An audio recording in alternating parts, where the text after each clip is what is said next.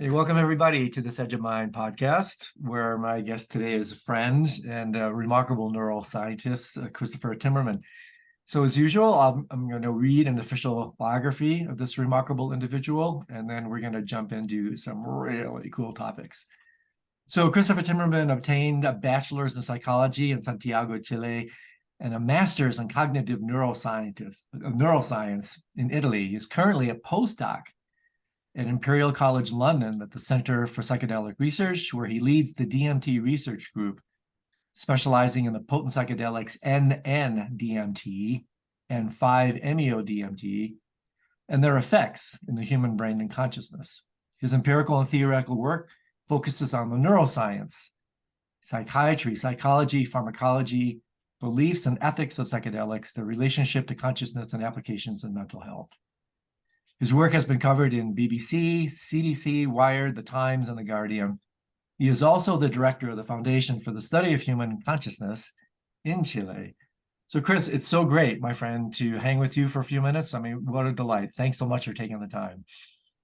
Thank you so much for the invitation, Andrew. It's a real pleasure to just have the opportunity to chat with you for a bit. So, and a real pleasure to be in this podcast. So, thank you very much. Welcome. Chris and I had the opportunity just a little bit under a year ago to spend nearly a week together at a Stanford-sponsored event at the extraordinary Esalen Institute in California. So that was really fun time. And then we hooked up again just a couple months ago at this massive psychedelic conference here in Denver. They had like 12,000 participants and some 300 presenters. So we're talking about it as a kind of Woodstock of psychedelics. And so, Chris, boy, so much to talk about, but I'm very curious, just to kind of get things going here a little bit. What is it that drew you into this type of work that's really on the edge of science, literal neuroscience? What magnetized you to be a pioneer in this particular topic area? Yeah, I mean, it's a good question. I think the sources of what drew me are really, I think that's very linked to my personality. I think that there's an element of introspection in the way that I've always been. And I've always been extremely curious about how the mind operates, how the mind works. So really that's my initial passion, that is my nature in many ways. And so from there to the study of consciousness or experience is really just a tiny step in my mind. And so that led me to study psychology and then neuroscience. And then the other aspect that kind of complemented that element of understanding the nature of the mind is that I am from Chile in Latin America. And the culture there is very much an in-between culture between Western perspectives and indigenous perspectives. A good example of that in-between is the literary movement of magical realism, which is precisely about that sort of confluence and marriage between these two broad worldviews. So in that, I found that psychedelics and psychedelic-containing plants, their history, and their current applications in science were really a neat expression for me to try to develop an understanding of the mind with these two large perspectives or origin points that I also come from. Well, and the pedigree from that country is really quite remarkable, because Francesco Varela, right? I mean, is he not Chilean? I knew him way back when he was just starting the Mind and Life events. He used to come to Naropa University. And so you come from a really powerful lineage of amazing thinkers, huh? Well, he's one of the main inspirations, actually. His view of the mind is, in my mind, an immense contribution to contemporary neuroscience, psychology, and consciousness science in general. And I think a lot, can be done to fully understand the reach of his vision. And yeah, and I think that there's interesting revitalizations of his work in recent times, which are really exciting. So, yeah, I mean, his book, The Embodied Mind, arguably could be one of the leading launch text for the whole cognitive science revolution. I mean, that was such a pivotal, seminal text that he kicked out somewhat 25, 30 years ago. And so I'm curious, Chris, it's very interesting, this wonderful young breed of intrepid psychonauts. Is it a fair question to ask you, to what extent do you dance between third person and first person approaches to this? In other words, are you exclusively working in these dimensions from an empirical third person point of view? Or to what extent do you actually use the laboratory of your own mind, the laboratory of your own experience with agents like these? Well, the research that we do in general, at least at the DMT group and many other colleagues are now embracing a similar approach, is precisely about combining third and first person approaches. Is what we would call the second person approach in general, right? In which the essential idea is that the first person approach benefits from a third person approach from empirical science. And empirical science benefits from the study of human experience. Now, that first person experience is not something that necessarily happens in the mind of the researcher themselves, but something that we invite when we have our subjects in the lab environment. So what we try to do is really invite their experience of these compounds and study it in a rigorous manner so that we can have a better understanding of the mind and brain, not just in psychedelic states, but broadly the mind and brain and how they operate. The idea is that psychedelics really do provide an opportunity to investigate that in a more detailed way. Yeah, in a very potent way, right? I mean, the capacity to induce these states in such a short period of time is quite something. So this topic is so vast. There's so much that we can discuss, but the one I want to focus on, at least at the outset, because this is one of my main interests, is the relationship or the applicability of these entheogens, these psychedelics, for near-death experiences, for end-of-life studies, to understand what actually might be taking place in the brain as a person is transitioning. So talk to us a little bit about your work there. Was that just a corollary of what your general interests were, or was there a particular directive that invited you to explore these agents in relationship to death and near-death experiences? Yeah, well, I always find that the work in palliative care and psychedelics was very beautiful. This idea that somehow we could visualize the process of death. We can become aware of it, and therefore we can provide people with a better process of death with the use of psychedelics. I always found it was a very poetic sort of thing that was happening with these compounds. The idea, all these studies coming out from Johns Hopkins and NYU, that psilocybin could be used in people with distress who are having a terminal illness. So I always found those findings and the related studies that happened in the 50s and 60s very, very exciting. And very much, I think, related to that, there is these reports, these findings, people who use DMT that mention that the experience has an ambience of death for some reason. You have the use of ayahuasca. Ayahuasca, the translation of it is the vine of the dead. So the connection between death and psychedelics is an old one. In this kind of like reversion of the Tibetan Book of the Dead, Leary, Alpert, and Metzner really speak about the psychedelic experience as a death experience of sorts. So there was that interest, and really the intuition was that in these psychedelic states, something is being shown, something around the dynamic nature of things, right? The impermanence of things, that somehow led to many people, I think, to appraise that experience as that relating to death, right? Kind of like this parallel between change and death of things in a way, right? And Yeah. sorry, No, please continue. I didn't mean to cut you off. And in a way, I think that that sort of like intuition remains there. And I think what led that specific aspect of the DMT research to compare it with near-death experiences, I think relates to that very much, that at a phenomenological level, there is all this stuff going on, and it's so fast, and it's so intense that I think it leads, it generates a state in many individuals that somehow lead them to relate that it's an experience of death and dying in a way. Yeah, I mean, I was struck by in one of your papers, and I can't remember which one, where it actually may have been a summary in an article summarizing your work, but paraphrasing it, that can death in fact be seen as a psychedelic journey? And I was struck by this because, I mean, you know, I come principally from the Tibetan Buddhist approach to end of life, and it's a really deep interest and passion of mine.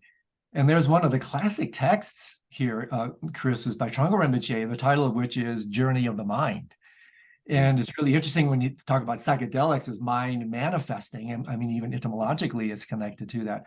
So how far can we go with saying something like death is a psychedelic journey? I mean, is that too much of a stretch? I mean, how far are these correlations, these relations? So yeah, so I would say that yes. I mean, that there is a speculative sort of thing that, you know, we produce DMT naturally in our own bodies, and we have a good amount of research suggesting that is the case. And then we have these experiences of DMT that when we've measured it with psychometrics, or when colleagues have measured it with qualitative methods, you know, these themes of death pop up, right? So we have this correlative aspect to it, right? These reports of death in these experiences, or feelings of death. And then similarities with near-death experiences, right? The idea of a life review, of going through a tunnel, the idea of overwhelming sense of peace and serenity, sometimes very much similar to the experience of death and dying. But we're also doing some actually quite recent research where we've asked people who have had near-death experiences to also talk to us about their psychedelic experiences. Perfect. And we've seen a bit of difference there. So we've seen that, for example, in the psychedelic experience, there's more visuals. More visuals. More visuals, right? There's more of these fractals, for example, and geometries that are so typical in many, many psychedelic experiences. Whereas in near-death experiences, what seems to be more prevalent as a sensory effect is a feeling of disembodiment. Yeah. People leaving their bodies. And we found that there was a strong relationship between near-death experiences and psychedelic experiences when it comes to these mystical type effects, or effects related to spiritual-like quality of the experience. So there is an overlap, but there are some differences.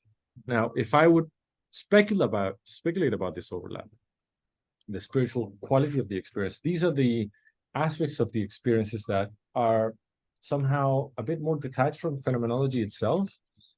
When you look at mystical questionnaires, you know, all of these are narratives about certain aspects of the experiences that many times are somehow flooded in or filled in after the experience has occurred. You have an experience of oneness, you have an experience of ego dissolution, and then how that is interpreted as a mystical experience, I think, is very much dependent on the culture in which these experiences are situated. So it could be that, you know, I'm still very open to the possibility that these experiences could be somehow similar, but also somehow different. And whether or not there's a surge of endogenous DMT being released in the brain when people are actually experiencing death is something that we have no good evidence yet for. So this remains speculation. Yeah, but what a ripe area for research, right? I mean, yeah. So, but it seems like one of the most common threads, at least in my study of the literature, is this kind of deconstructive narrative. You know, I mean, the fact that the default mode network, which is, you could say, and please correct me if I'm wrong, that in conjunction with the salience network are probably the two strongest neurological correlates to ego structure, right?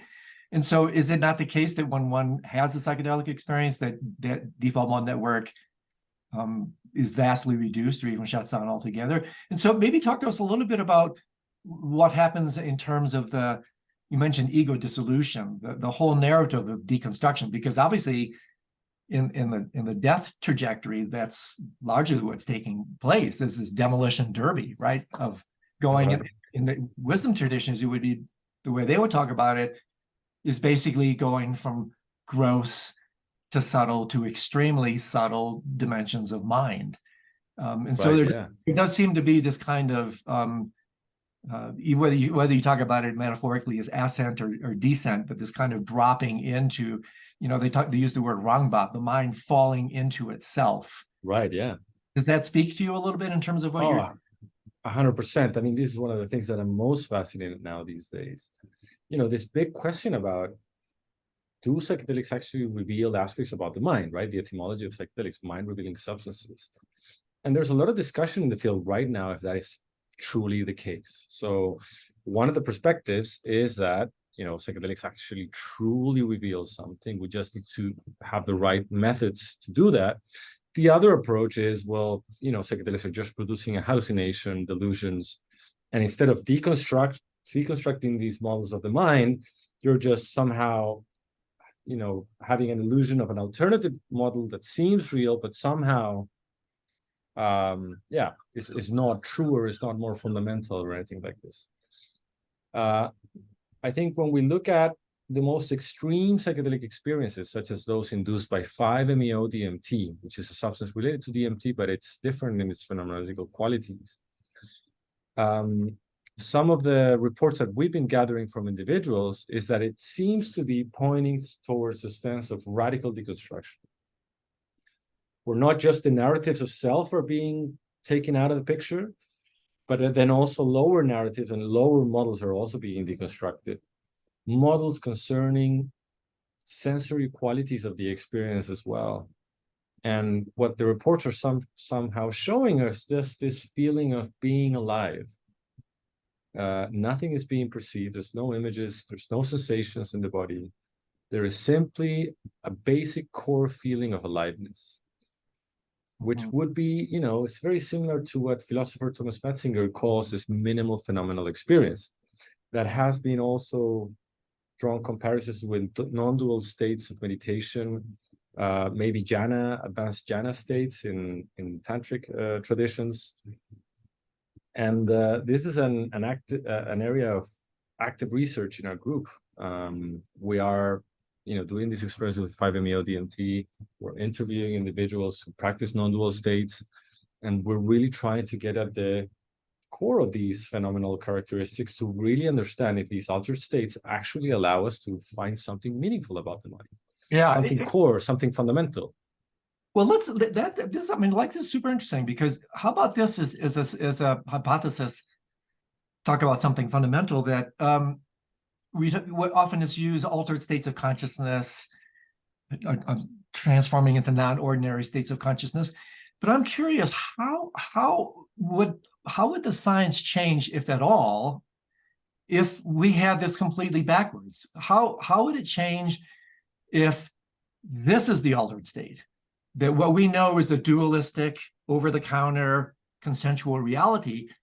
I would actually conjecture that this is the altered state. This is the temporary experience. It's only been going on for so long that we think this is the baseline experience. And so I would conjecture, and again, I'm curious if this has any traction with you, that when we subscend, drop into these states, we're actually cutting through into the more natural state. This is the altered state. These agents point out the true dimensions of the mind. I mean, does that have any traction in your world, both empirically and personally? Well, it's intriguing, I think,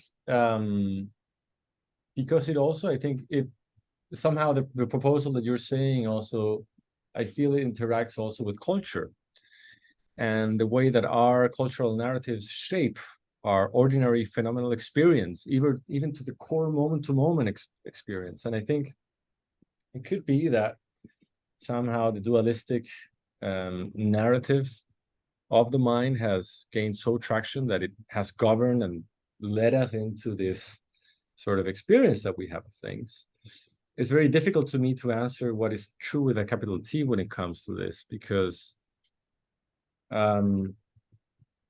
there's no other reference point for me. I'm not an advanced practitioner, so I cannot really, in a way, I cannot draw from personal experience about a continuity about these states and having that sort of fundamental quality to them. That being said, I feel that there's something intriguing in these experiences, that not only do people report this just feeling of being alive many times, but many times these experiences are also governed by a sense of extreme well-being and a sense of homecoming, a sense of familiarity that arises in them. Yeah.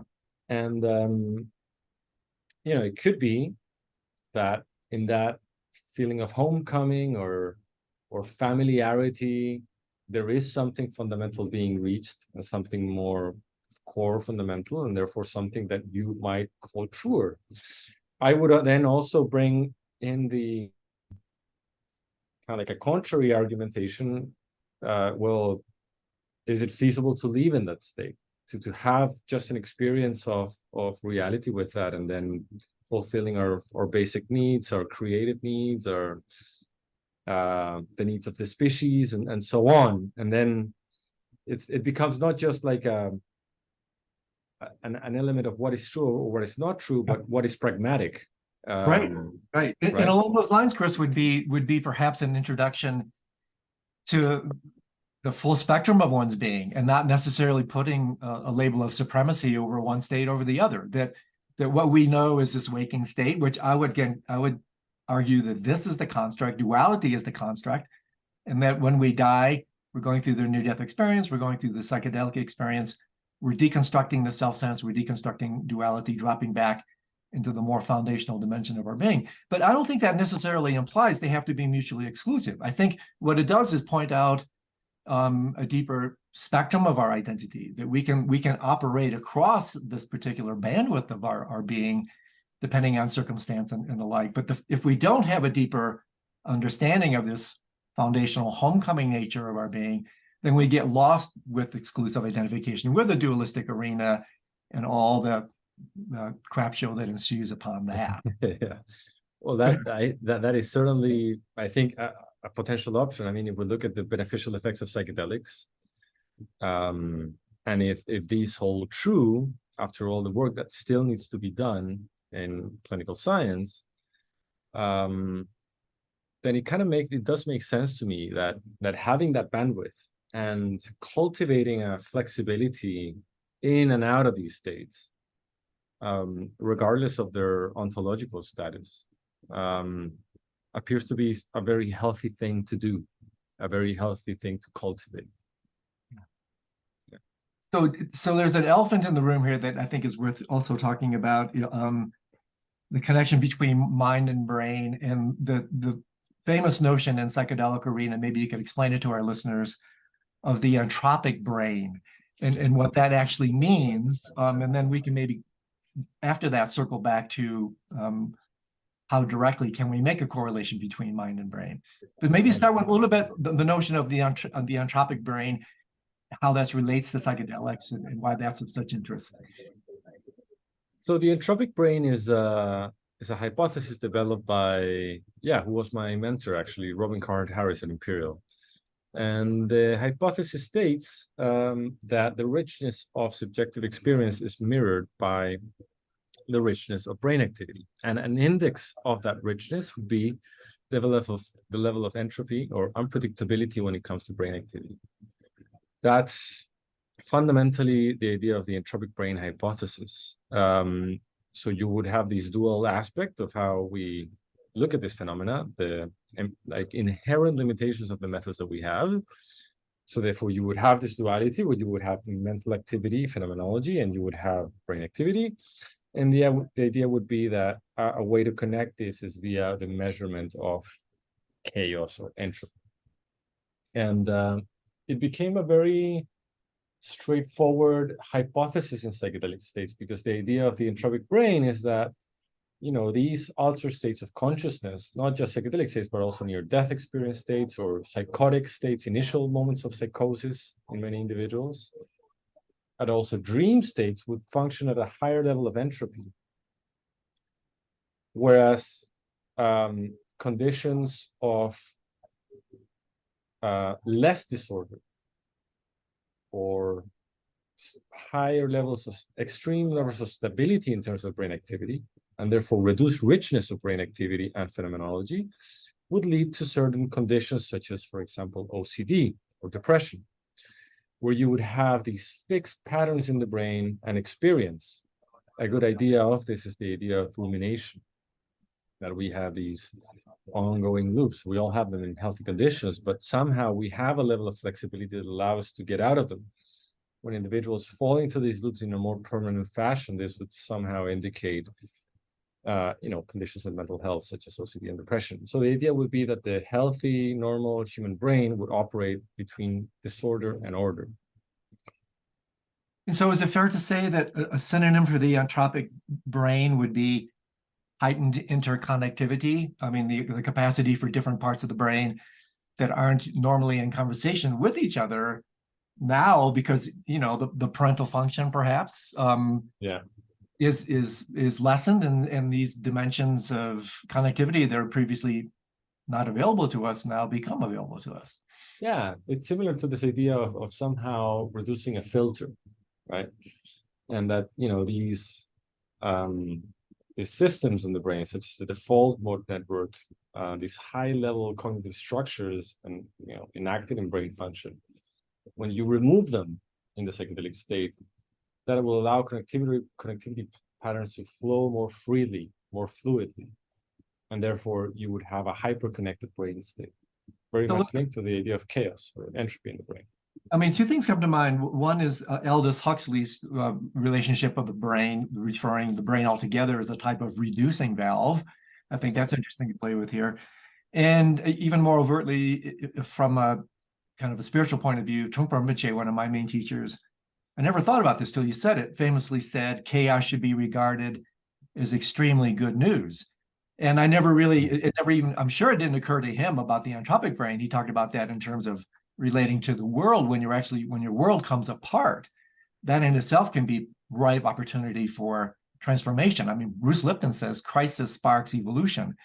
And right. So to me, this is very interesting. So it's a little bit like a neurological correlate to this type of experience that is sometimes even invited by psycho-spiritual practitioners to reveal, you know, perhaps the ways that we superglue the narrative structure of self and other. And when we come undone, the superglue comes apart. And if you can ride in that open space, that creates a good trip, allegedly. And if you can't, that's what creates a bad trip. Because when the invitation, you know, sometimes it's interesting that the Tibetans talk about wrathful forms of liberation. And that means a set of practices that are so potent, so prescription strength, so to speak, that they're restricted. That's why they usually come within the tantric milieu.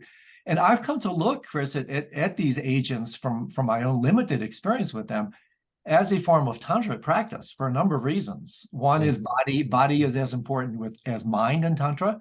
And here we're working with very subtle dimensions of body, neurochemistry and neurology, to work with extremely subtle dimensions of mind. And then you also have this capacity to work with wrathful and semi-wrathful methods of liberation, where, you know, non-negotiable, uncompromising. Here you are, in a certain sense, being forced to let go. And if you try to hold your world, if you try to stay alive, so to speak, when you're dying, that's what creates a bad death and a bad trip. I mean, I think that there's a lot of truth in this. One of the things that really come to me as also a key point to have in consideration is the idea that, yes, crisis can provide change, but it's fundamentally an opportunity. Yeah. Right. So that means it is not a given that, you know, it will resolve into positive change, into adaptive change, into healthy change, into positive transformation. And, this is the key thing about the idea of psychedelic-assisted psychotherapy, that, this fluid state of the mind, this chaotic state of the mind allows the disengagement of these, hyper-rigid narratives. Yeah. But that also can lead into further problems. So when the mind or the brain becomes reorganized, the narratives that will come into play into this new structure can be traumatic many times, can be unhelpful. The chaotic brain state in its own right does not automatically lead to something positive. And, in a very consistent with the approach of, we're speaking about Varela before, second person approach is really about the cultural, contextual, and social structures that are occurring surrounding this psychedelic experience, how they will help this individual navigate these opportunities and these crises, are really the key element for this to be, a successful experience, if you want to put it in more transactional terms, but, an experience that will provide helpful meaningfulness and safety for the individual. So I'm curious, this is so interesting. I mean, what comes to mind here, you mentioned this earlier, but we haven't really circled back around it, is the relationship of this work, these studies to chaos theory altogether, right? The whole notion of dissipative structures, and that often when, in order for a situation, a person, whatever, to break through, they often have to break down. In other words, just like you're saying, the promise and the peril are kissing cousins here, that when things come apart like this, if we don't have the capacity to reintegrate at higher levels, I think what a scientist friend of mine, Roger Walsh, once said in relationship to the chaos that was brought about by COVID, was that the default generally when things come apart is regressive, not progressive, due to the power of habit. We want to slap Humpty Dumpty back together again, right? Right, yeah. Therefore, if I'm hearing you properly, the setting to nurture the dissolution process as an opportunity to reorganize at a higher level of structural evolution is really a large part of what creates, facilitates really growth and development using these agents. 100%. And I'm not of the time. You probably have a much better sense of this than I do. But I find the hypothesis that, why the psychedelic experience was a bit less sustainable in this earlier wave in the 60s and 70s had to do because LSD was a new drug.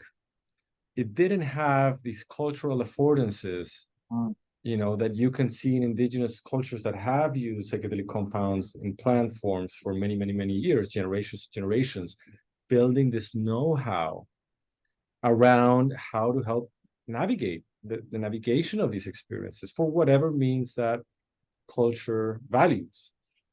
And, LSD being a novel kind of compound, the setting of it, how being developed on the fly in the 60s and 70s somehow became also unsustainable, including and excluding the political reasons that we might think and speculate about this.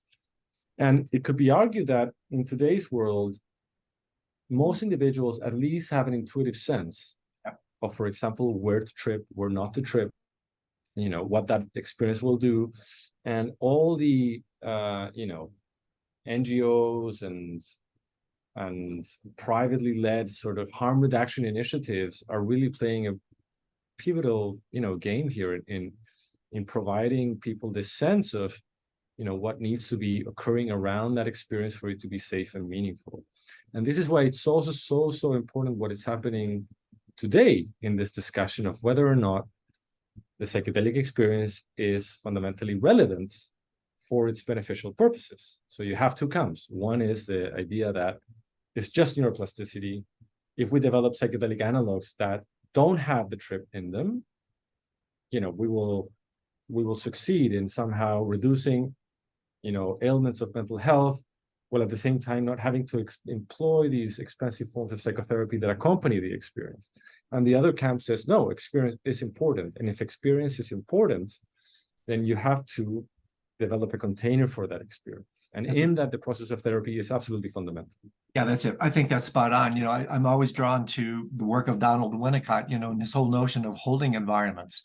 I mean, I think it's just set and setting, the container, Buddhist languaging, the mandala.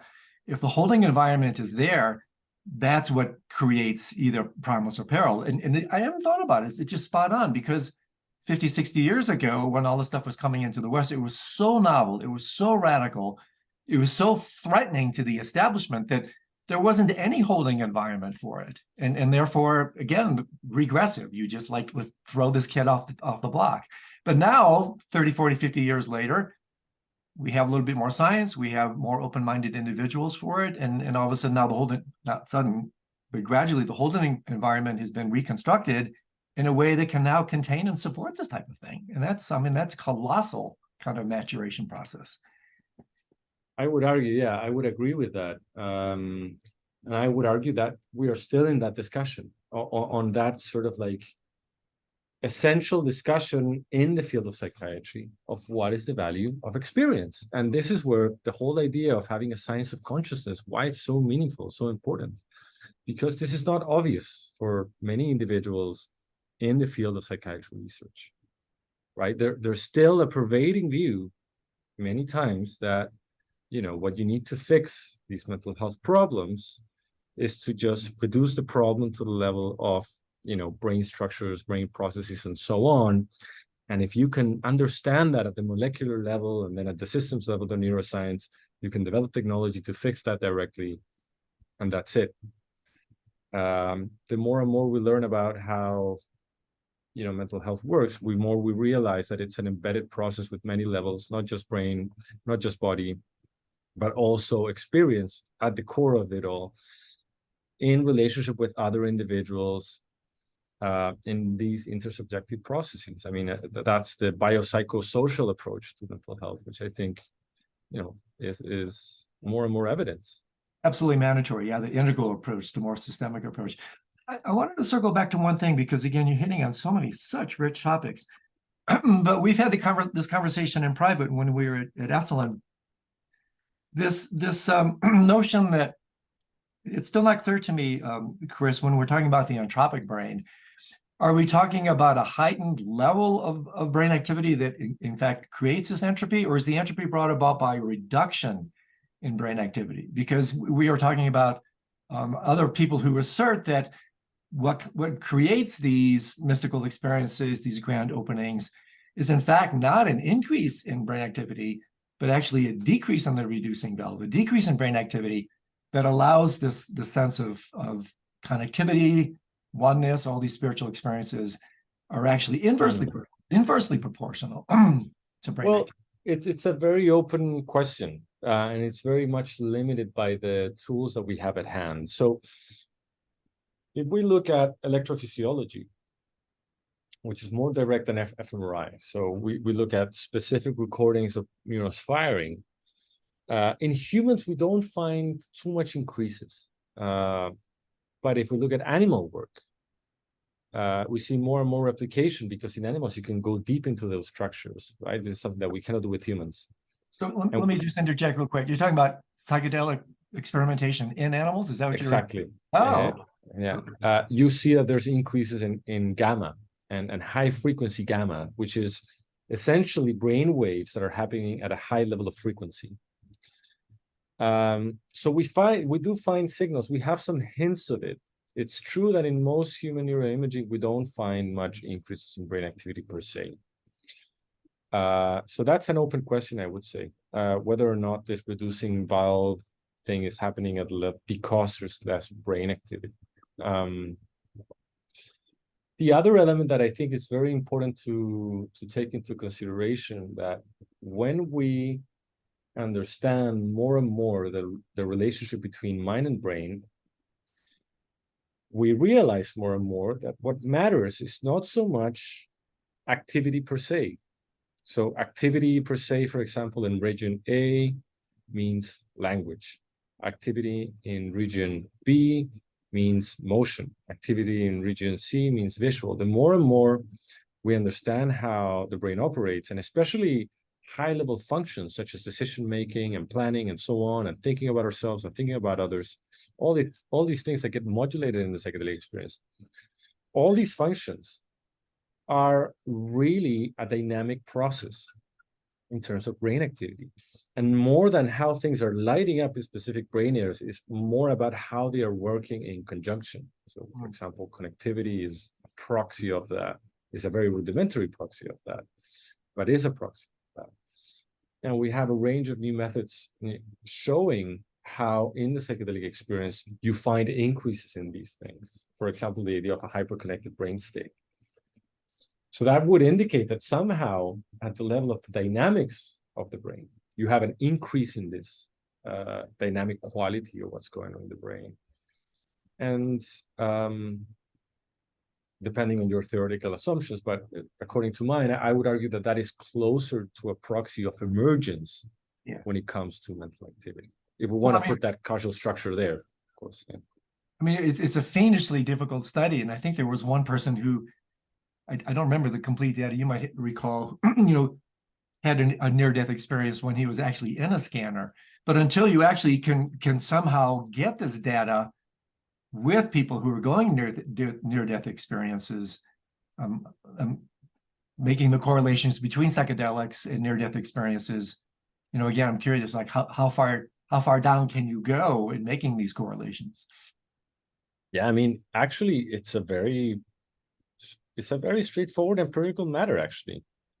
And there is a recent study that came out by Jiva Borgian, where she actually had individuals with EEGs at the moment of the death.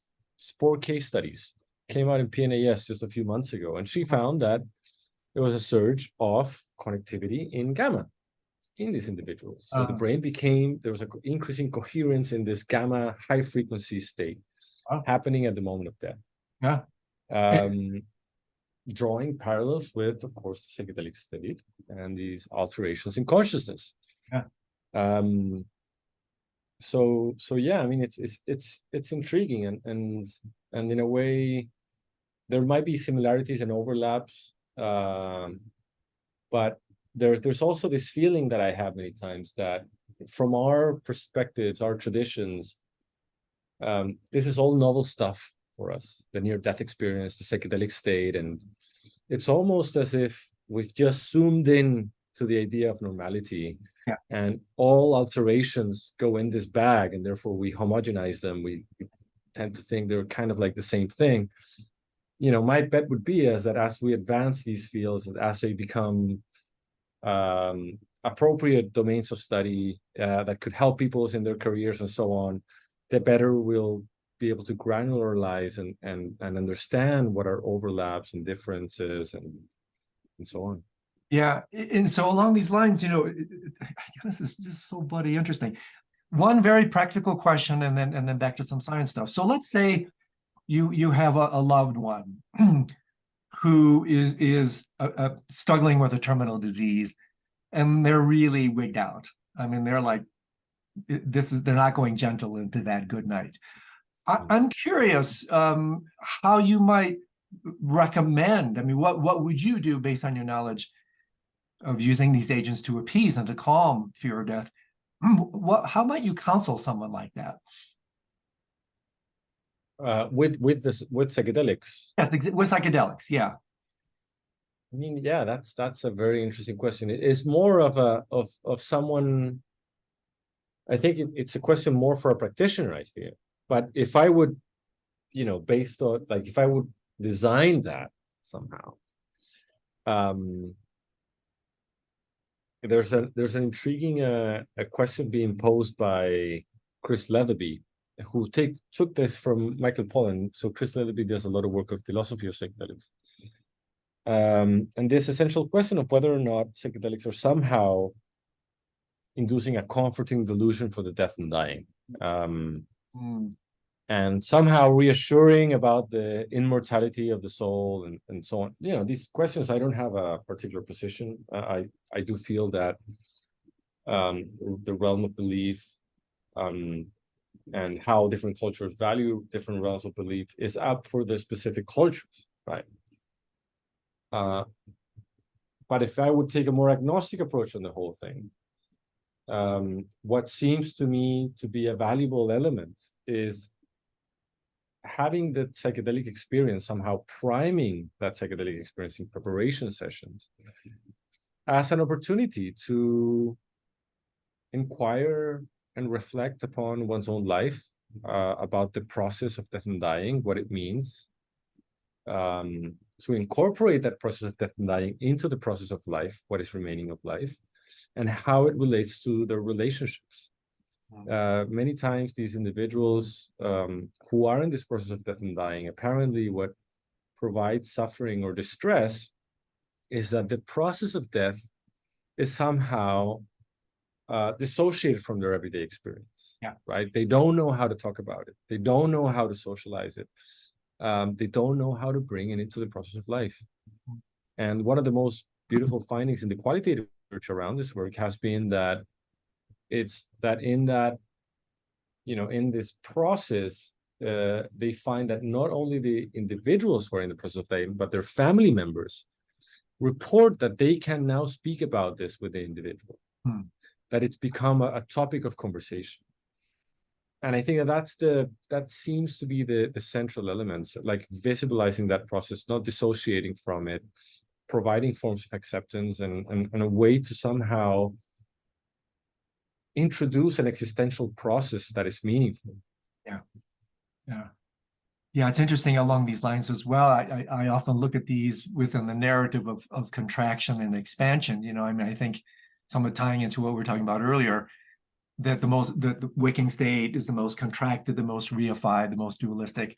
And then whether it's meditation, I want to get back to come to that in just a second, whether it's meditations, whether it's psychedelics, whether it's near-death experience or even death. I sometimes playfully refer to as death as the grand opening. That it's like Rumi said, opening into wider rings of being.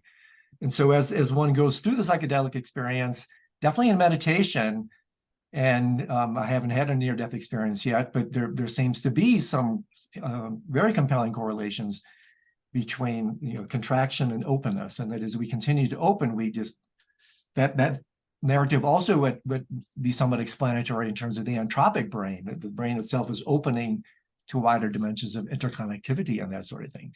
So I'm curious if that narrative structure could somehow be at least posited as a template for these sorts of journeys. I think it can. I think it kind of jives well with the idea of deconstruction, right? So the idea of deconstruction, as again, you mentioned it there in passing, but I think is the key component, this idea of reifying the narratives, reifying the models as stable, solid, permanent. The idea of life itself as being stable, solid, and permanent.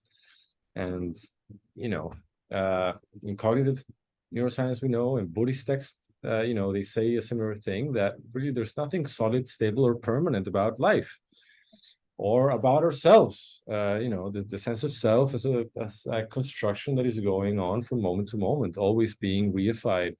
Right. And somehow, especially in these extreme psychedelic states, that there is this dropping down, there is this opening. I think what element that also gets a bit overlooked sometimes in psychedelic states, which I also think is quite relevant to mention, is that there are forms of reconstruction in the experience, of reification in the experiences that are occurring also. A good example of this is that in DMT states, the experience feels more real than everyday reality, and people feel that they are communicating with these entities or beings and entering these altered dimensions. And, in specific cases, some people do a bit too much DMT, and they become to reify these entities as actual real beings from an alternate dimensions, or they think that these beings are somehow pulling the strings, controlling reality, there's no free will, and so on. And we even have some evidence to suggest that, with extreme psychedelic experiences over time, people appear to be somehow supporting more the idea of a fatalistic, deterministic sort of approach to things, supporting the idea of fate. So the psychedelic experience, not just as being this deconstructive thing that enables us to step out of the theater of life and somehow evaluate it or assess it or just enjoy it, but also something that enables an opportunity to participate a bit more and to reify structures for better or for worse. Yeah. And it seems that it's this modulation that it's occurring dynamically in the psychedelic experience that is something that I feel is really an open space for us to do more research and understand a bit better what is going on. Because also in clinical practice, this will become super, super important. A good practitioner might find that in certain moments, reification of structures or thought patterns or beliefs will become actually quite helpful for the individual. But in the long term, maybe a deconstructive process is more helpful. Or in the long term, training that individual to have a flexibility to move between being immersed and being detached according to whatever the context is requiring might be, a good approach. I think that's bloody fantastic. That's so insightful. And it's also so important because, I mean, there does tend to be, and I think what you're talking about, Chris, if I read your papers properly, is this deconstruction followed by construction is more indicative of a DMT experience versus some other agents. Is that correct? I think it's like it's for me is a paradigmatic example of the DMT experience of that because it's so intense and because cultural memes have developed from this experience, the idea of the entities. Therefore, it's easy to somehow visualize it as this. But I think this is happening in psychedelic experiences in a dynamic sense all the time. And it's actually, I would argue, the nature of experience itself. This dynamic process of falling in love with little things and in perception and objects and then destroying them, moving on to the next thing. And there's a sense that this is also a dynamic of experience that is occurring all the time that just gets magnified in the psychedelic experience. Yeah, the other thing that comes to mind that we haven't really pinged on at all is how this is connected to liminal spaces in like pre-dream, like liminal dreaming, hypnagogic, hypnopompic spaces, where one enters this kind of plasma dimension of mind, right? You're not fully reified in the narrative structure of the waking state. The self-sense storyline's coming undone. It hasn't completely come undone. It comes back online, interestingly enough, in the dream state, right? So we de-reify in the liminal space. We come back online reified. So that's another construction thing. You deconstruct, but you come back on, and now you're reifying the dreaming state. Yeah. And so I was really struck by this because you talked about how it is, how did you put it here? We can find death in life's experiences. And I think this is yet another extension of that. In addition to the psychedelics, we can find death in life experiences by exploring plasma dimensions of mind, deconstructed, constructed, de-reified, reified dimensions, either in meditation, liminal spaces in the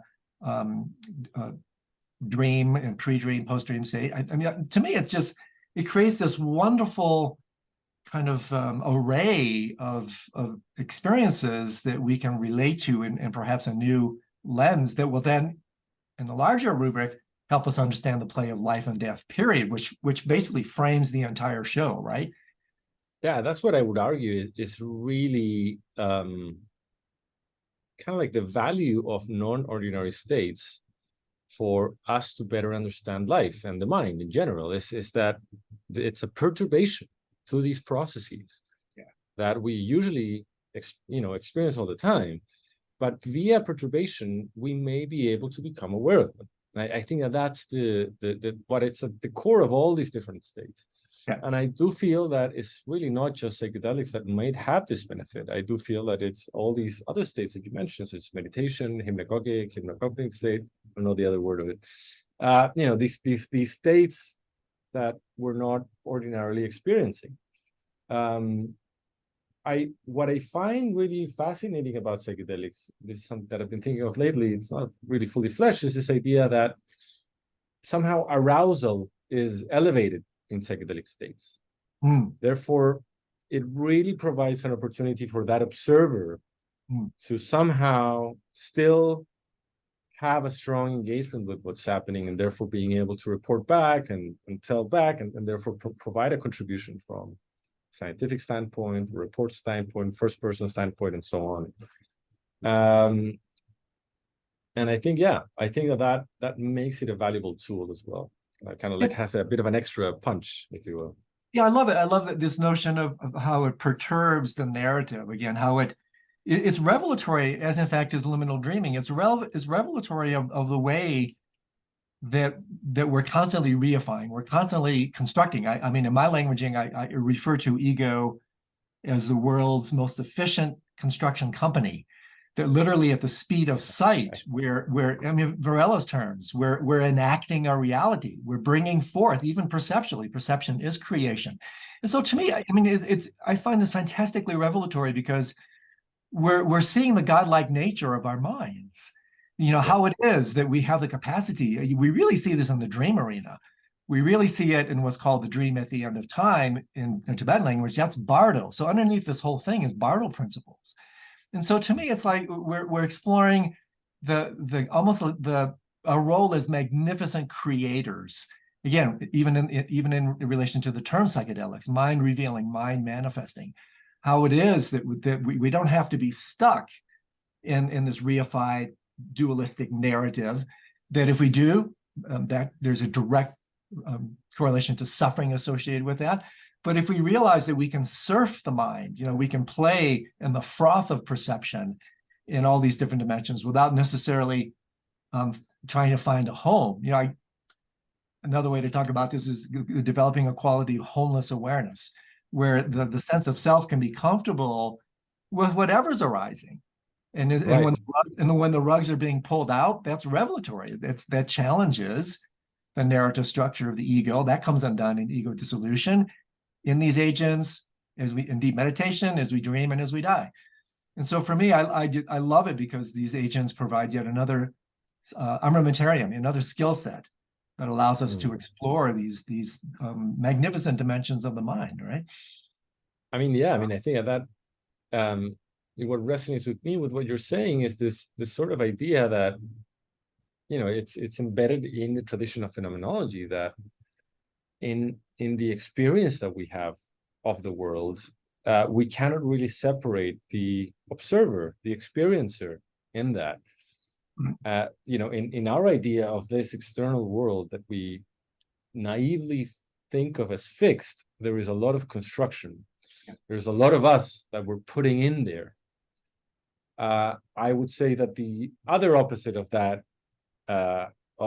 possibility is that everything is everything is this internal construction, and then we can fall into another form of ground or apparent ground, which is a form of solipsism. And you know, you mentioned the idea of inaction. I think the beauty of inaction is somehow allowing us to be comfortable with an in-between in that you know, we don't have a stable ground either in either of these. Yeah. But somehow we're okay with in that. this in-between, there's a dance where we are bringing forth these worlds of experience. And this dynamic engagement, active engagement with the world in this dance is potentially where we can grow, where we can develop, and where we can find meaning. Fantastic. I mean, again, in Buddhist languaging, because that's a reference structure that speaks to me, basically what we're talking about here is emptiness. I mean, the emptiness of inherent existence basically means the empty of self means full of other. And so we're talking about the capacity to explore mind and reality, which in Buddhist languaging would be emptiness. And so you had a little really elegant run on this during the MAPS conference at the very last event, when you guys were, and I can't remember the name of the female scientist that was there. The three of you were talking about how viable is it? Because once we start talking about emptiness, we're talking about, in Buddhist languaging, you know, the nature of reality. So we're circumambulating this. How viable is it to use psychedelics to validly explore the nature of mind and reality? I mean, that's one of the things we seem to be walking around here a little bit. I mean, talk to us a little bit about that as an actual agent for exploring the nature of mind and reality. Yeah, so I'd say that this is an ongoing conversation that we're having in science right now, and science and practice, actually, and psychedelic therapy, whether or not these are valuable tools to understand the nature of the individual mind in process of psychotherapy, or, you know, the bigger mind, the nature of mind as human beings. there's this element, I think for me, what is the key element of whether or not there's a contribution here is that by taking a naive approach to the insights that psychedelics provide, so in the untrained, unprepared, unguided sort of experience, there's a lot of insight happening. And if I would place a bet on it, a hypothesis, what's happening is that we are deconstructing these narratives. Well, there's a sense of truthfulness that is somehow linked to an actual deconstruction of the mind, but that this is immediately followed by our natural tendency to grasp. So we fill in that space. We fill it in with the insight.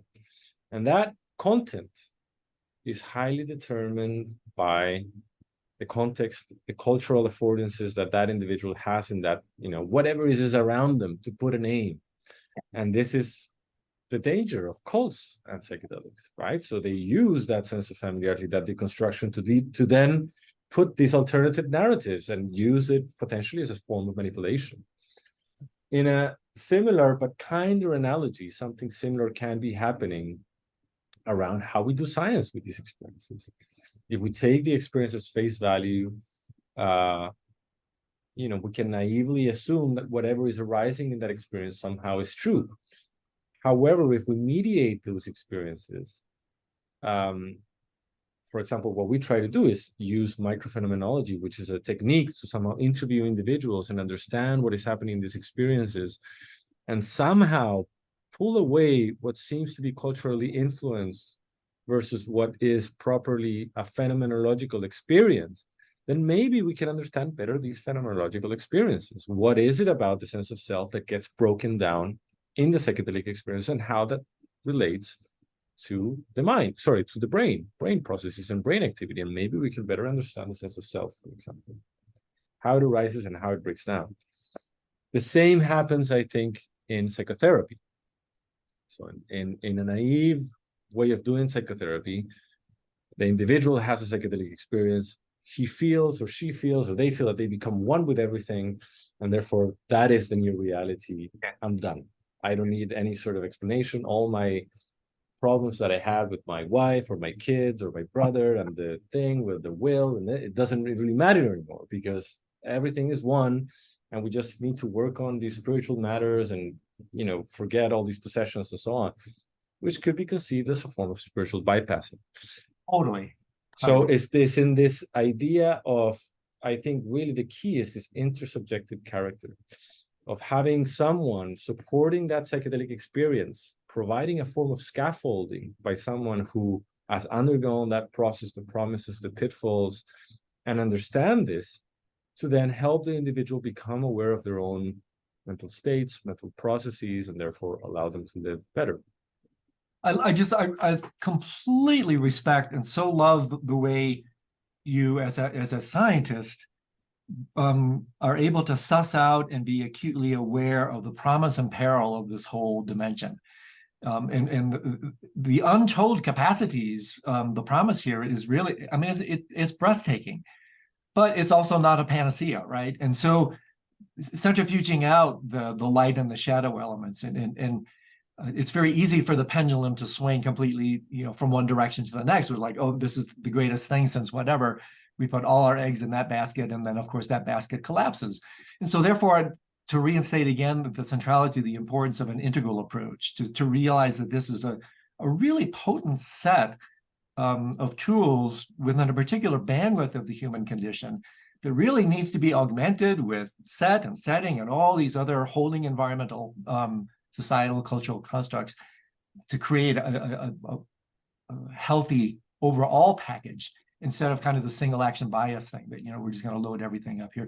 So say a little bit more, Chris, about what you see as the peril here, because the promise, I think we've hit some really wonderful, exciting high notes. But some of the peril, there are bad trips. There are situations where these agents are absolutely positively contraindicated. And so maybe talk to a little bit about the contraindications for these journeys, some of the more skeptical, legitimate criticisms of trying to put too much in this particular approach. Yeah, I think, It's great that you're inviting this in the conversation. I think it's so important to talk about it. There's a specific rule that we apply in all our studies, and that all of the study teams apply in their own studies, is that we don't invite individuals or we screen individuals out in our studies who have had a previous psychotic episode or have a first-degree family members with schizophrenia or psychosis. Now, it's interesting. We don't have actually good evidence still. We don't have numbers to support this, but it has worked so far. So in these controlled studies, we may have had between 5,000 and 10,000 individuals going through them. I don't know the exact number, but it must be somewhere around that. And we haven't had any reports of a psychotic break coming from these experiences. Now, it could be because of this, but we screen them out. So it may be that the psychedelic experience is not for everybody. It may be that if you want to use psychoanalytic terminology, you need structural foundations in terms of personality to be able to have a flexible modulation of that structure, right? You need maybe some solid sense of self or model or narrative to be able to break it down a bit and play around with it in that experience. That could be one. There's some, we did a series of case studies where we examined in one of them how these experiences can lead potentially to false memories, right? This feeling of familiarity, what William James describes also the noetic feeling that arises in these altered states of consciousness, being also paired with an apparent memory that can have occurred in the process of psychedelic therapy. I have depression. I don't know where this is coming from. And then boom, the patient has this apparent recollection of being smothered as a child by his mother. The mother was by this moment dead. There was no way of verifying this. So the issue of potential false memories is a real one. It's a real, actual ethical issue, a problem. And this is not new just for psychedelics. This happened also with hypnosis in the 1990s and 80s, where a series of lawsuits happening because hypnosis was used as actual evidence that could be used in a courtroom around episodes of abuse. So, the way that we phrased it with a couple of colleagues in a paper is this idea that the same experiential quality that appears to underlie the benefits of the psychedelic experience can also provide some of the perils, and that it is experiential. It's this quality of experience that appears to somehow provide meaning in the experience, but also misattribute meaning in these experiences. And this can come in the form of apparent truths, trauma, social manipulation, maybe even brainwashing in certain contexts, and so on. That's one of the perils. From a broader perspective, and taking this into consideration, if we do not regard how nuanced and how delicate these experiences, these mind states are, we also risk neglecting taking appropriate care of these experiences and how delicate they are. And again, we go back to this discussion around, the usual way in which things are done in the classic psychiatric sort of model, that these are just brain states. We can just reduce them to, forms of neuroplasticity that we can just tinker here and there. If we disregard the experiential quality, the other side of this coin, then we don't employ the appropriate care in these experiences and how we help people navigate them, for them to not be traumatic, for them to somehow be managed in case these memories or experiences or false memories can happen and so on. So I think that this is the fundamental quality, that these experiences, the experience themselves, provides opportunities, but also risks. It really comes down to this issue of again, veracity, truth, like how true are these experiences? Because on one level, we and I think appropriately we diss this idea of consensual reality. But on another level, if there aren't, I mean, I'm not sure standardized is the right word, but if there aren't references to something that's not on the sliding scale of experience, then in fact you don't have waking up experiences, you have psychotic experiences, right? I mean, then the lack of structure, the lack of reference points becomes really completely problematic. And so, it's interesting because they talk about also in the lucid dreaming, are there any contraindications for people for lucid dreaming? And it's really interesting. One would be a person who has derealization potentialities, derealization disorder potentiality, or depersonalization potentiality. This is super interesting to me because on one level, derealization and depersonalization are what in Buddhism would be called twofold egolessness. Cutting through the sense of other, that would be derealization. That's a good thing to do. Cutting through the sense of self, that's depersonalization if it becomes a disorder. So to me, I find this super interesting because it shows you just how delicate this line is between psychosis and awakening. That on one level, derealization on a spiritual level is a really good thing. On another level, it can be a really dangerous thing because it can lead into states like psychosis. And so these are also things that can be explored in the psychedelic arena. 100%. I completely agree. And I think these are the things that actually it's very interesting. I'd say in the past 2-3 years, there's more and more efforts to visualize the bad side, the negative side. What are the actual risks? Because even if we take an average sort of approach to this whole thing, maybe there's a net positive element in it. But those bad cases are very, very costly. They induce a lot of suffering and therefore are quite unacceptable. Yeah. So I think this is all about us understanding better what are the conditions in which these, potential adverse effects are minimized. Yeah, I mean, crises are opportunities, but can also lead to further damage. Exactly. Yeah. Problems are opportunities in disguise, but sometimes they're real issues. And so you mentioned this term, Chris, but let's come back to this a little bit because it's so critically important that I mean, we were talking a little bit about peril. One I think very perilous consequence of these agents is one can become a state junkie.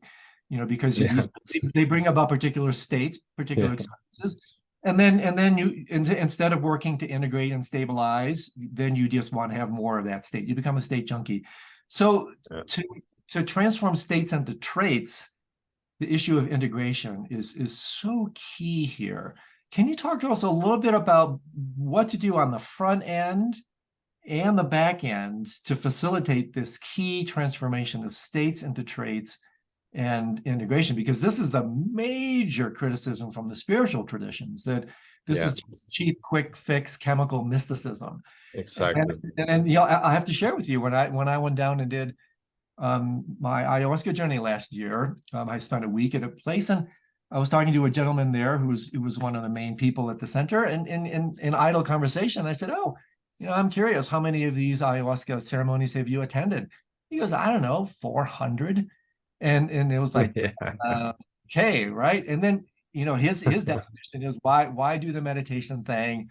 I can just go into the Maluka and have this experience. And I had to really bite my lip and go, I don't think so. So talk to us a little bit about pre and post, briefly, protocols to help work with this critical integration and incorporation narrative. Yeah, I mean, it's just such an important question. I think, the issue is very much linked to our culture of commodifying these states, right? So it's like, in the same way that we can buy anything, we can buy mind and grasp it and keep it and, and then repeat it. And I agree. I mean, this happens all the time, many times in the circles. But going back to your specific question, I think it's, going back to the idea of a container, right? A container of the experience and how we help people scaffold them so that they can cultivate a trait. A key component in that is this notion of preparation to the experience. And the preparation process, the classic approach would be that you have a couple of sessions where you help people develop some form of aim together with a therapist in the clinical context. And they set common goals for that therapeutic session. People are informed about how the psychedelic experience works, what to do in cases of anxiety reactions or fear reactions that are common to occur, seeing them as opportunities. Many times, the classic indication is that if you're confronted with the monster, ask the monster, what does he or she want, and invite that experience in and go through that experience. Developing a relationship with trust with this other who is guiding the session. That is one of the key components to ensure safety. Somehow providing this sense that this will be a playground of the mind where it can get scary, but that you will be contained. There are boundaries to this game. So that's usually happening in these preparation sessions. And in the integration sessions, what's happening after the session itself is that the individual is having more therapy sessions, essentially, is what they are, where they are able to solidify the new narratives, the new models that will come and operate in their lives, or the flexibility between these models that will come and operate, where they bridge back whatever has been shown to them or what they have learned in the psychedelic experience to their everyday lives. In my opinion, in an ideal world, these experiences are integrated into larger existential processes. Therefore, they're not just seen as a specific state that is somehow grasped and then fetishized in years to come in the remembrance of that experience. But that is more like a moment in which individuals are allowed to cultivate a specific aspect of the mind in a stronger or more directed fashion. It's an opportunity to cultivate further. So this would put the idea of the psychedelic experience within a broader path of developments of traits, rather than just a specific state. I don't know if that makes sense. A bit abstract, but it's the essential idea. No, totally. And so, Chris, are there any standardized formal or informal approaches to going back to the well every now and again? I mean, so you have an experience, it's a very powerful pointing out, a very powerful state experience. Do you have general recommendations? Again, not so much now as a researcher, I suppose, but as a clinician or even a practitioner for the viability, the frequency of returning, because I think there is something. There's too many experiences can be problematic, perhaps not enough. I wouldn't say problematic, but insufficient. So returning to the well every now and again. I mean, are there any standardized protocols around that, or is it all idiosyncratic? Does it really depend?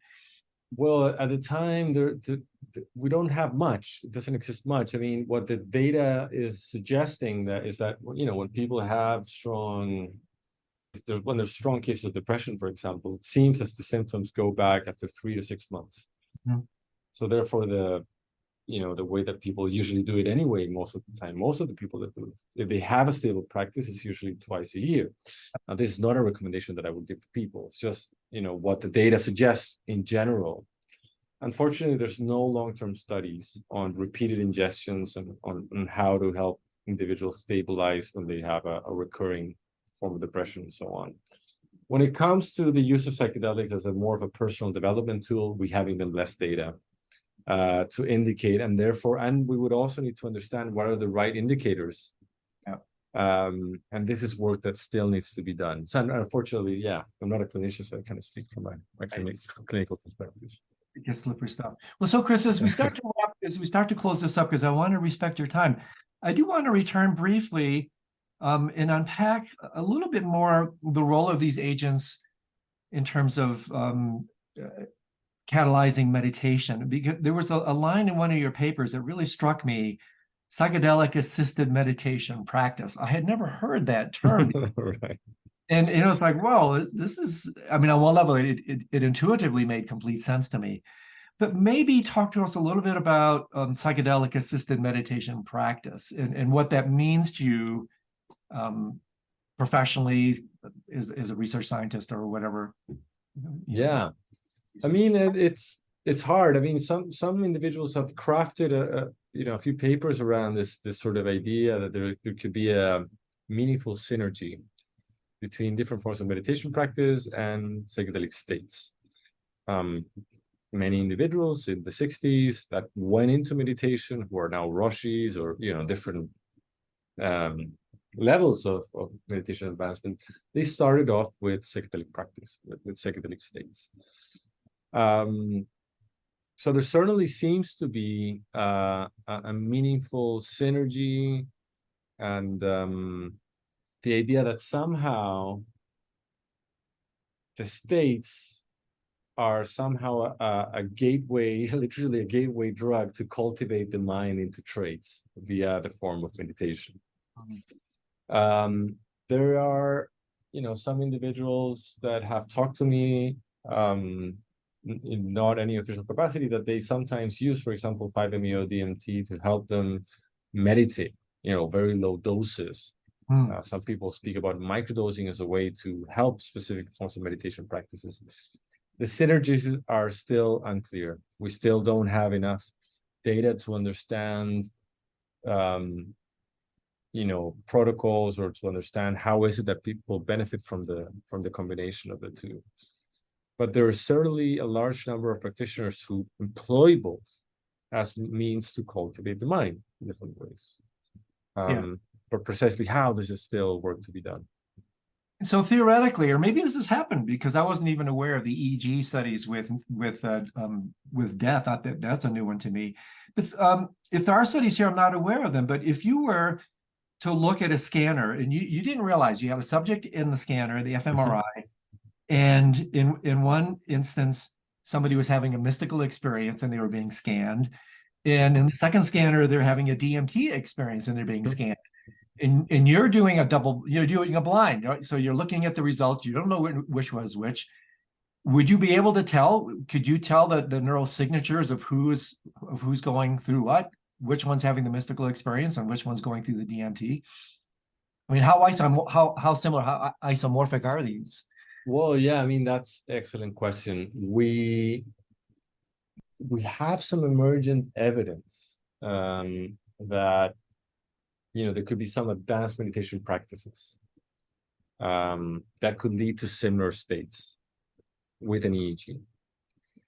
My bet would be, however, that whatever state is generating a much stronger effect in terms of changing connectivity patterns, especially generating this hyper state of connection, would be more that DMT state. Alternatively, if I were to focus my analysis on the visual cortex, that would potentially reveal to me more when someone is having a psychedelic experience versus a spontaneous mystical experience. Because it seems that specifically DMT is incredibly visual, and it has this immersive visual component that doesn't appear to be as prevalent as with spontaneous mystical states, although some individuals do report them, but it certainly doesn't seem to be the norm. I mean, I'm sure you've heard these stories, Neem Karoli Baba, right? Ram Dass goes to give his teacher 600 micrograms of white lightning, and basically nothing happens, right? So that's an interesting, okay, I mean, is this guy already at this kind of neurological state, or whatever the state of mind, where these agents really have no impact any longer? But I have to say one thing around this experience as well. Apparently, Karoli Baba, when he had this experience, he said something like at the end, what did you think? He goes, well, it's good, psychedelics.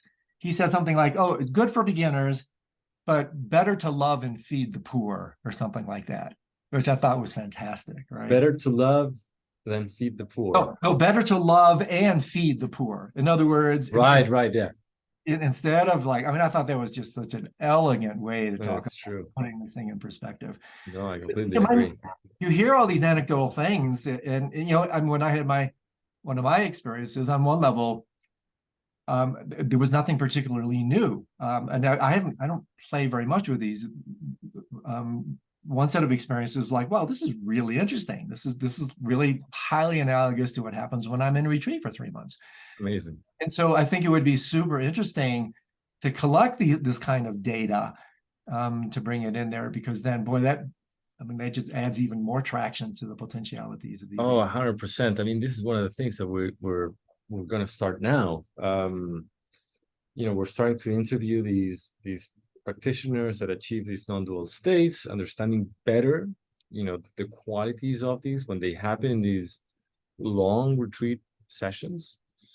And then we have another component where we are actually, giving some of them 5-methoxy-DMT, and also assessing their brain state during these immersive meditation states. So this is, such an exciting open field to be doing science right now, and apparently we may have some openness to do it. So I'm really excited about it. Yeah, and this leads me to again, one of my final questions is, when you look in the crystal ball, when you look into the future, two things: what is it that excites you the most, and what is it that concerns you the most? Wow, that's an excellent question. So I think what excites me the most is precisely this, like the way that we are all improving our understanding, our methods, our collective collaborations.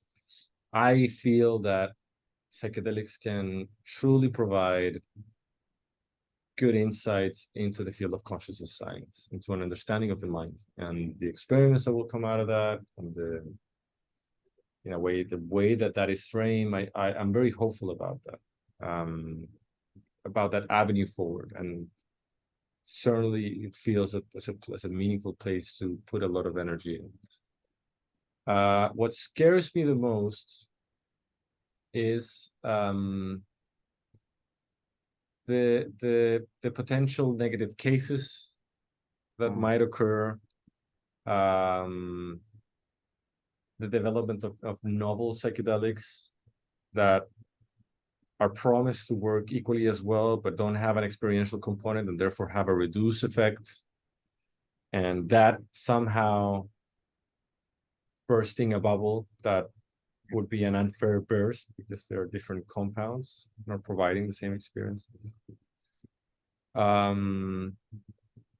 And potential negative cases, the massification of the experience, the fetishization,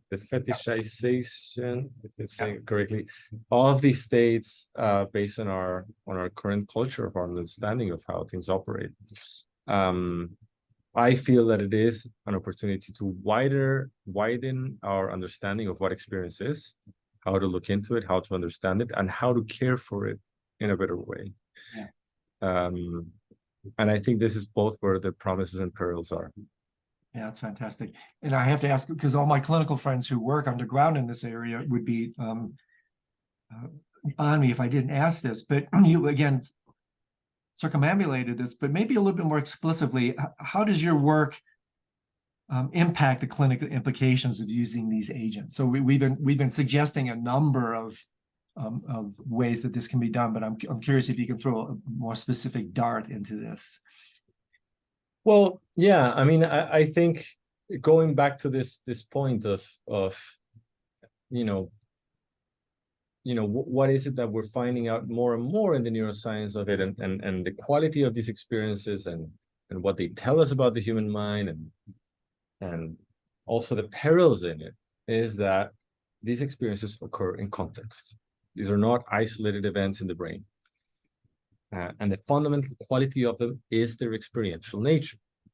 So the clinical implication of that is that in order for us to make these experiences safe and meaningful, is that they have to occur in an intersubjective context. They require other humans who have undergone these experiences and can help others go through them. This is what we call apprenticeship. This is a form of, this is, and we have so much knowledge accumulated in different traditions, not all of them useful for the context of psychedelic therapy, but many is very useful and has been used. But I think having an awareness that this is a form of embodied practice in which intuition has to be cultivated to do that practice in the form of psychedelic therapy is no simple thing, no simple task. So that would be the essential thing that comes out of the work, partly of what I've done, that I think is applicable to clinical practice. Yeah, it's fantastic. And again, yep, a final time reinstating the importance, the centrality of mindset and setting. I mean, it seems almost cliche, but boy, it's a big deal, because nothing arises in a vacuum. Everything is created by these holding environments. And so the more this can be held, supported by the views and the extraordinary science and the work that you're doing with your colleagues, Chris, it's just amazing. You know, I mean, it's a fantastic time.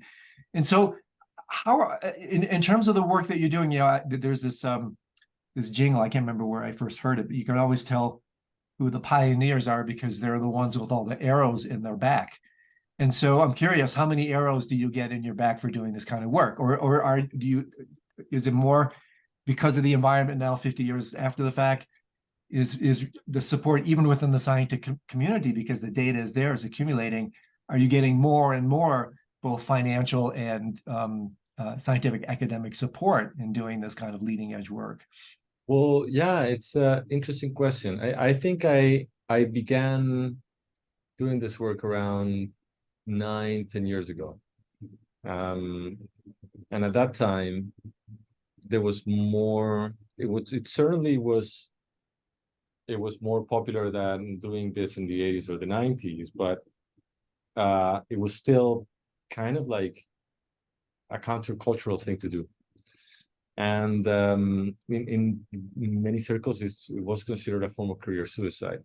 Yeah, I wondered. Things have changed, and we're in a process of hype around psychedelics, and that has led also to an over sort of like expectation many times of what this can provide. And there's more funding opportunities, and there's more recognition by peers and colleagues and so on, and that's really good. But at the level of academia, it's still precarious. Getting a position purely based on work with psychedelics is still very, very rare to find.